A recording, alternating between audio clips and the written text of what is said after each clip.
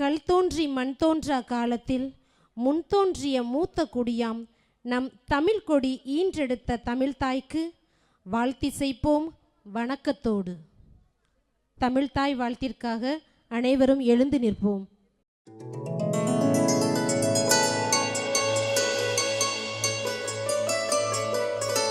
நீ